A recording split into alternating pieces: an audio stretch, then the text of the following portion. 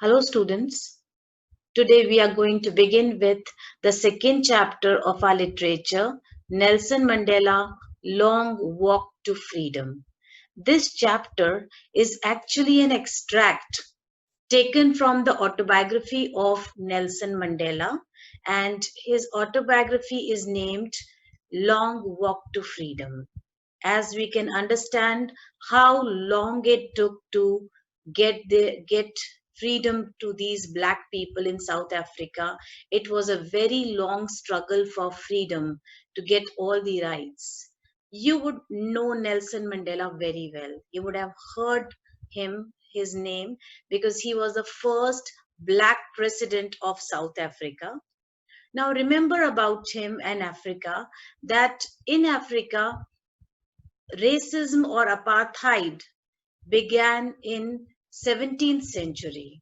The Dutch and the Britishers went there because South Africa was very rich in gold and diamonds. They went there and they set up their business, and they made the blacks their slaves.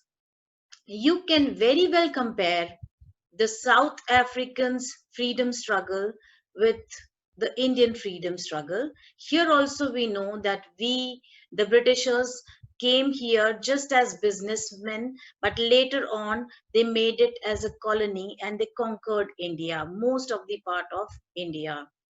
The same way, there also they went there for business and they made the blacks their slaves. But the difference is that once the freedom was attained by us, the Britishers left us. But there, the whites took up as South Africa as their native country, accepted that country as their native country, and they are still living together. The blacks and the whites are living together there. Pandit Jawaharlal Nehru, he belonged to an affluent class from a royal family. Similarly, Nelson Mandela also belonged to a royal family, and he became the first black president of Africa. Now, all these Dutch and Britishers, they went in the 17th century, and since then there was racial discrimination practiced there. Apartheid was practiced there. This is actually a policy of segregation for white denomination, so that in economic and social arena the whites can get domination, and that is why this separatist policy was used there. Even there, the beaches were different, their hospitals were different. They were not allowed to go to the cities, they were just restricted in the rural areas, in the areas where only the blacks would be living. So we know it was a very long torture. Even the tillable land, the fertile land, was taken by the whites, and only the non-fertile land or barren land was given to the Africans. Apart from that, there was slavery. There were many other rules. The the Nationalist Party, which came into power, it further enhanced this racial discrimination, and they were outlaws. They were such policies that the blacks were not allowed to do anything. There was no progress, they had no future, they were just exploited, they were just tortured, just harassed. And this continued on till centuries. Now, as in India, we had many leaders who, because of the oppressive policies of the Britishers, rose up and they stood for the people of India. They fought for the freedom struggle, for the freedom of India. Similarly, in Africa also, there is a line of many patriotic freedom fighters who fought for the freedom of the people and against this racial discrimination. Even before Nelson Mandela, there were many other fighters. A few of them has been named here, even in the speech of Nelson Mandela also. If you have time, you can go through this speech on internet also. We will here just read a small extract here, where we are going to discuss about the inauguration day, what happened when he sworn in as the president of South Africa, later on his early part, his childhood, and other philosophies of life, how he changed into a man who, from focusing on his own family, started struggling for all the black people of the country. So let us see this journey. We are going to begin with this chapter. The full name of Nelson Mandela, as you can see, is Nelson Rolihlahla Mandela. Now, first we are going to see what is this apartheid system that the chapter begins with. Apartheid is a political system that separates people according to their race. Now, this is a system which differentiates people on the basis of their skin color. Whether if they are white, then they are whites. If they are black, then they are blacks or Negroes, the native of Africa. There are some colored people also. They are Indians or from various other countries. They are grouped into colored people. Now, this apartheid system is a long system of segregation, of torture, as we have seen. And here, as it is given, that can you say which of these three countries named below had such a political system until very recently?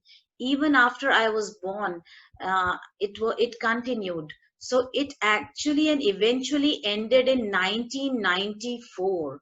So can you imagine, this was continuing even in the 20th century? And have you heard of Nelson Mandela? We all have, because he is the father of the nation of Africa, as Gandhiji is the father of the nation of India. He is held in utmost respect. He has long fought for the freedom, for the not for the freedom, we will say, against the racial discrimination and against the apartheid system in Africa. His political party is known as African National Congress. This was his political party, and the Whites Party was the Nationalist Party. There were various discriminatory laws, and these people were restricted.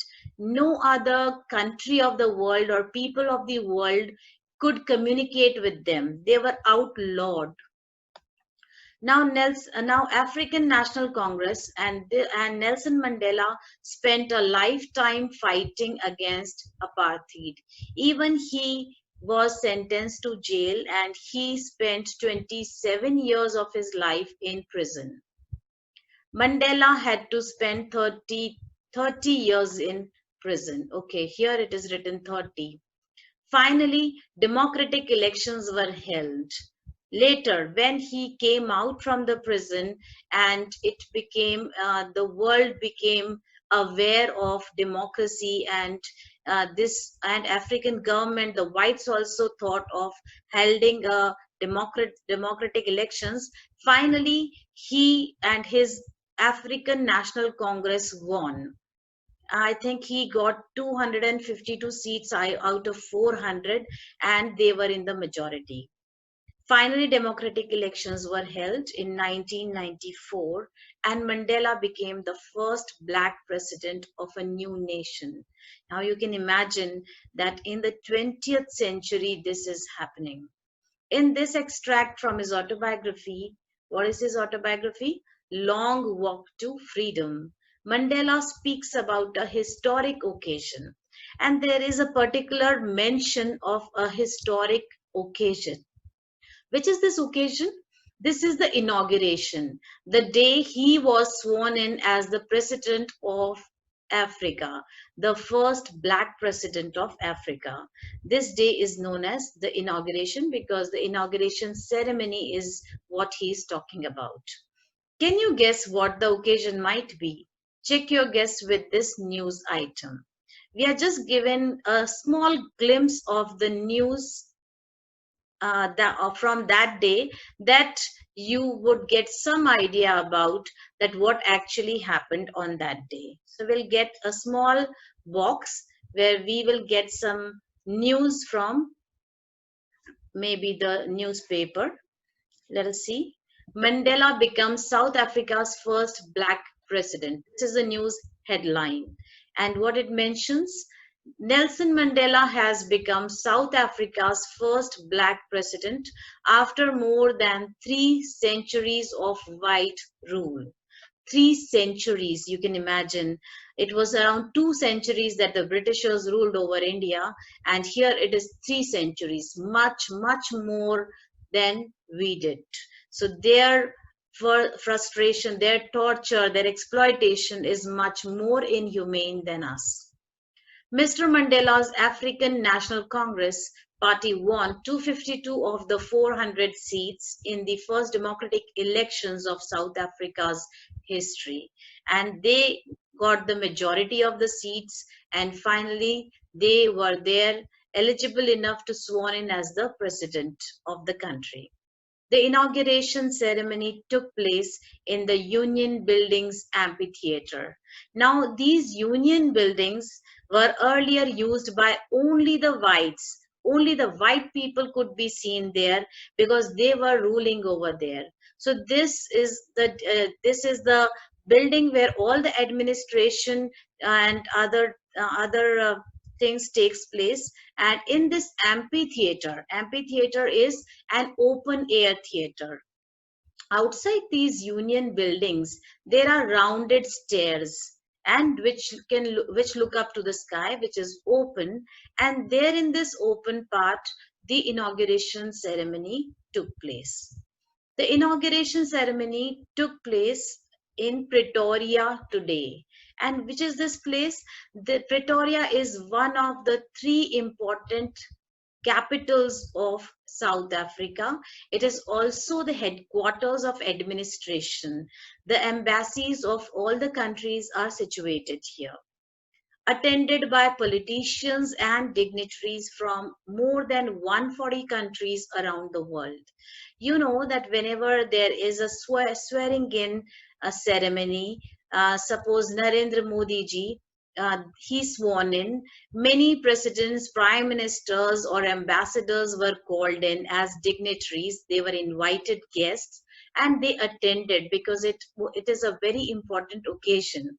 Now, this was obviously a very important occasion for Africa and for African people, but because for the first time democratic elections were held, and for the first time the black president was swearing in as the president.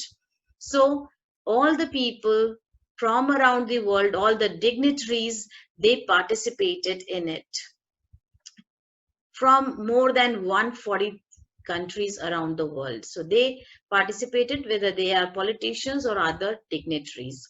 Never again will this beautiful land experience the oppression of one by another. Now the statement, this is given by Nelson Mandela when he is addressing. This statement is very important. He is wishing that never again all the torture, all the exploitation, all the discrimination is over.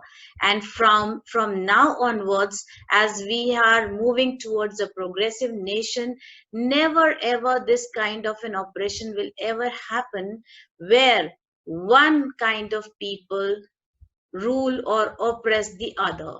Now here the Britishers were outsiders. They came in and they took over us. Here the whites are taking over the blacks. The whites oppressed and tortured and exploited the black.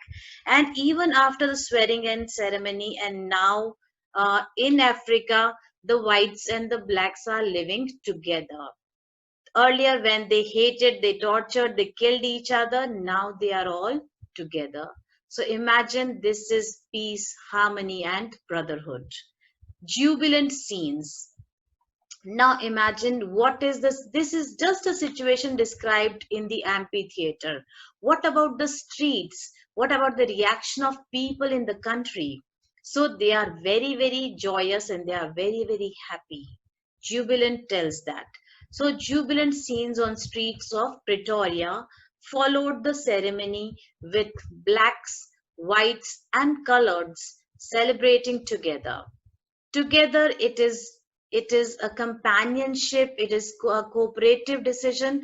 All of them who were parted, who were discriminated, who were segregated from each other, now will live together, and the laws for everybody will be same. There would be no discrimination in law, there will be no supremacy of one over the other. So whether it is blacks, whether it is whites, or whether it is colored, all of them will enjoy the same liberty of life. All the rules will apply similarly to all of them. More than 1 lakh South African men, women, and children of all races sang and danced with joy. Obviously, it was a time to enjoy, uh, to mm, to enjoy, to dance, to sing, to be the most happy moment, because they have finally got freedom from any kind of discrimination, torture, slavery, etc. So they are all, the reaction is coming obvious that they are all dancing and singing with joy, and they are so many in number. That is also an obvious reaction for such an important occasion. Okay, there is an activity that we are going to do after this chapter is completed. We'll carry on with the chapter. The chapter actually begins here.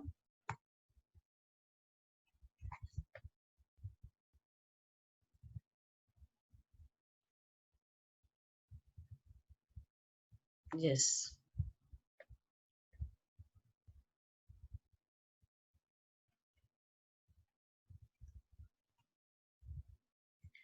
10th May dawned bright and clear.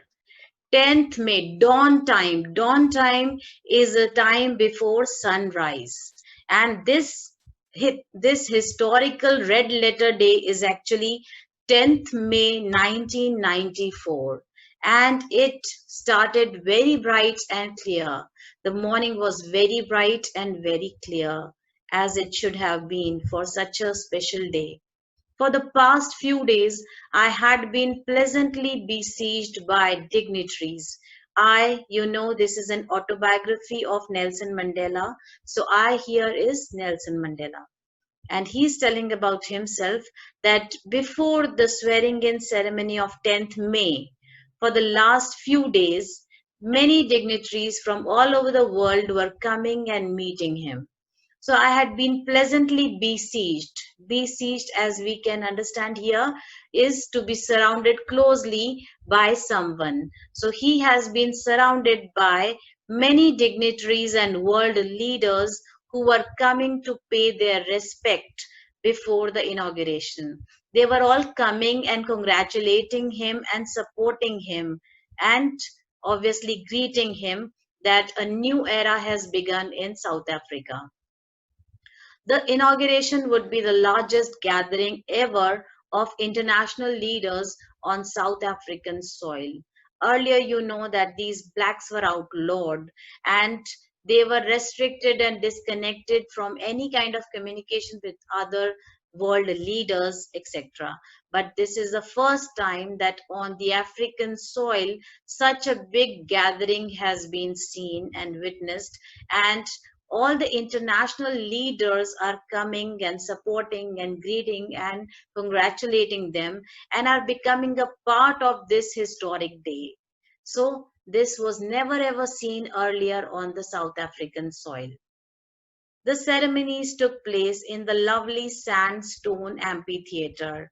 And all these ceremonies, as we have the 26th of January being celebrated, so similarly here the ceremonies are taking place in the lovely sandstone. This building is made of sandstone, and it is amphitheater. Amphitheater, as you can see, is a building without any roof. It is open to sky, with many rows of seats rising in steps, so that easily all of them can witness without any hindrance. Formed by the Union buildings in Pretoria, and as we have discussed, that this was the outside of the Union buildings, and this special city is Pretoria, one of the most important cities in South Africa. For decades, this had been the seat of white supremacy. Right now, the same building, that is Union Building, as do you remember Union Jack, the flag of British? So that was a symbol of supremacy of the whites over the Indians. So here also Union buildings, the Britishers or the whites buildings were a symbol of white supremacy, that they were ruling over the blacks. They were in power. And now it was the site of a rainbow gathering of different colors and nations for the installation of South Africa's first democratic, non-racial government. So we see here the gathering has been compared here with a, normally we say August gathering, a beautiful gathering. Here it is a rainbow gathering. Why rainbow? As rainbow has 7 different colors. Similarly, here also there are people from different origins. There are whites, there are blacks, there are the colored, and then there are various dignitaries from all over the world. So this is a rainbow gathering with all the people from different countries, all the dignitaries from different countries. So this is looking very, very special. First democratic non-racial government. On that lovely autumn day, I was accompanied by my daughter Zinani. Now remember here, it is 10th of May, and 10th of May is not autumn. It is summer in our country. But remember, South Africa is in the southern hemisphere, and in the southern hemisphere, May is autumn season. It is before the winter season. So it was a lovely autumn day. I was accompanied by my daughter Zinani. He is getting nostalgic and he is giving us the first-hand account of what was happening. So we can just imagine what is happening. We can use our visual senses, imagery to visualize all these things. I was accompanied by my daughter Zinani. On the podium, Mr. De Klerk was first sworn in as second deputy president. First, before the swearing in ceremony of Nelson Mandela, there is second deputy president and he is Mr. De Klerk. So he took it and he sworn in as second deputy president. Then so we have different portfolios who are there. Thabo Mbeki was sworn in as the first deputy president. So we saw second deputy president. Now Thabo Mbeki is sworn in as the first deputy president. When it was my turn, it was the president's turn, I pledged to obey and uphold the constitution and to devote myself to the well-being of the republic and its people. And when it was my turn to swear in as the first Black president of Africa, I took the pledge and I also promised to obey and uphold the constitution and its laws and to devote myself completely to the well-being of the republic and its people. So I was completely devoted to my land and the people or the Africans. To the assembled guests and the watching world, I said. Now again we come to, or we are going to get a few glimpse of what he said. So a small glimpse is there that what he exactly said when he sworn in as the president. Today, all of us do, by our presence here, confer glory. We are here to give glory and hope to newborn liberty. This is a new liberty, new freedom that is born today. And we are all here to give our blessings to this or our support to this out of the experience of an extraordinary human disaster. Now, Nelson Mandela is calling racial discrimination and apartheid system and this long time of torture and struggle as an extraordinary human disaster, because it's not ordinary. They have suffered a lot. They have been tortured a lot. They have been exploited a lot in the most inhumane manner. So he's calling it as an extraordinary human disaster that lasted too long. And yes, the time was also too long. The tenure it lasted was almost 3 centuries, and 3 centuries, 300 years, is a very, very long time for people to be oppressed or exploited or kept as slaves. Must lasted too long. Must be born a society of which all humanity will be proud. And so, because we are brought out from such a disaster, and such a long disaster, such a horrible disaster, such a horrific disaster, now we should born out into the best kind of human beings that all the human beings here as well as around the world shall be proud of. We should exemplify in that manner that everybody feels proud of us and look up to us with expectation, with pride. We who were outlaws. Now, outlaws here means because of its policy of apartheid, many countries had earlier broken off diplomatic relations with South Africa. So, in a way, South Africa was cut off from the mainstream politics and the mainstream world. So here, we who were outlaws, we the blacks we can consider, or we the South Africans you can consider, not so long ago, have today been given the rare privilege to be host to the nations. Earlier, all the nations of the world were not ready to have any kind of diplomatic or political or social relations with us.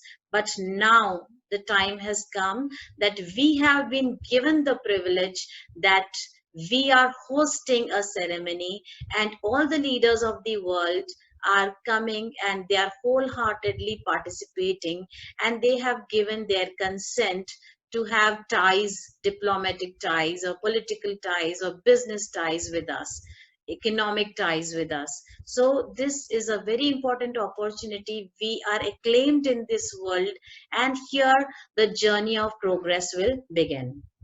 So, the rare privilege to be host to the nations of the world on our own soil. So, it's the first time so many dignitaries have come to our soil, and we are hosting this such a huge and grand ceremony. We thank all of our distinguished international guests for having come to take possession with the people of our country. And first of all, he is showing his gratitude that all the people of the world have come and they are being a part of this ceremony, and they have taken possession. They are sitting beside us. That means they have accepted us. They have accepted our existence and our individuality. So he is happy about this, of what is, after all, a common victory. And he is calling this victory, this end of racial discrimination, as the victory of justice, victory of peace, and victory of human dignity. No doubt, after such inhumane treatment, it is obviously the win of justice. Justice will reign, peace will reign, and human dignity and its importance will reign forever now. We have at last achieved our political emancipation. We have got the liberation, a political liberation. And emancipation here is freedom from restriction, or you can say liberty from restriction. So finally, we have got political liberty. We pledge ourselves to liberate all the people from the continuing bondage of poverty, deprivation, suffering, gender, and other discrimination. Now you know that as soon as India got independence, it was not that then and there poverty was reduced and everybody became happy. That was just the beginning of progress. So here also there is still a long way to go, and he is mentioning in his speech that with from this point of time, he as the president of South Africa would be working very hard to bring it out from poverty, from deprivation. Poverty, we know people are very poor because earlier the policies were such discriminatory, they never allowed any liberty to the blacks and their so that their economic condition can improve, their status can improve, and they can get money, they can earn proper money. Deprivation, because they are deprived of all their, they were deprived of the most basic needs, the human needs as a human being. So now they would not be nobody would be deprived of any kind of thing or any kind of resource that is available in the country. Suffering, obviously they suffered a lot through the hands of the whites, but now this suffering is to end.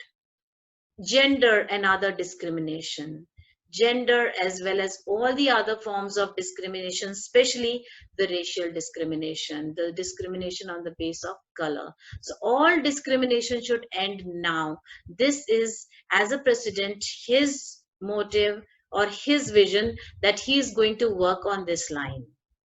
Never, never, never shall it be that this beautiful land will again experience the oppression of one by another.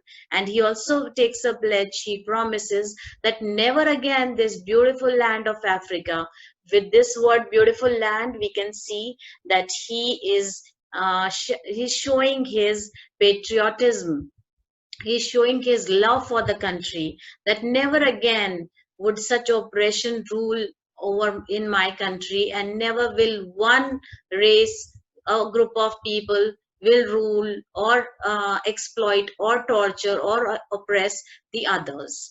The sun shall never set on so glorious a human achievement, and this great human achievement has begun. That means we have got finally the discrimination has ended, finally the apartheid system has ended, but never again will this bright sun of hope, of liberty would ever set now. Now we would never allow it. Once the rain is in our hands, we will take utmost care.